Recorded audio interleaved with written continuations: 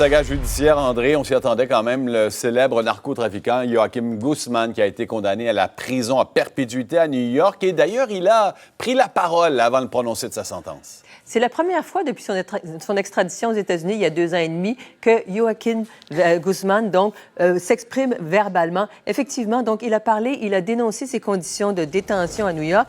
Il dit qu'il a été torturé physiquement, psychologiquement et mentalement 24 heures sur 24. Il a dit qu'il n'y avait pas de justice aux États-Unis.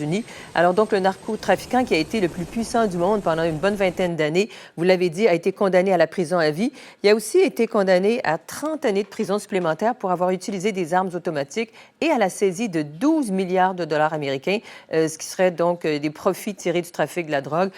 Donc, il a été reconnu coupable d'avoir exporté des milliers de tonnes de cocaïne aux États-Unis sur un quart de siècle. Alors, on l'appelle donc, là, on voit sa femme qui arrivait ce matin au palais de justice, ses avocats aussi. Alors, c'est le chef du cartel de Sinaloa, a été décrit comme un chef impitoyable, sanguinaire, qui avait ordonné ou participé à l'assassinat d'au moins 26 personnes et il a été aussi accusé de torture, d'avoir torturé certaines de ces personnes. Bon, la perpétuité, plus 30 ans, mais on sait déjà, André, qu'El Chapo, c'était son surnom, c'est son surnom, compte faire appel de cette sentence. Oui, ses avocats ont comparé le procès à une inquisition, donc ils ont dit qu'ils feraient appel de la condamnation. On écoute Jeffrey Lichtman.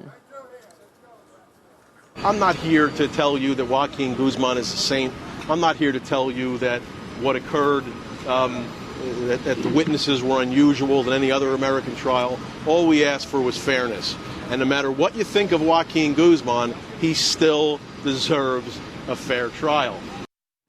Alors, on sait que Joaquin Guzman s'est déjà évadé de prison 2 fois lorsqu'il était au Mexique. Et là, il doit être envoyé dans une prison à très haute sécurité au Colorado, qui est surnommée l'Alcatraz des Rocheuses. Merci, André.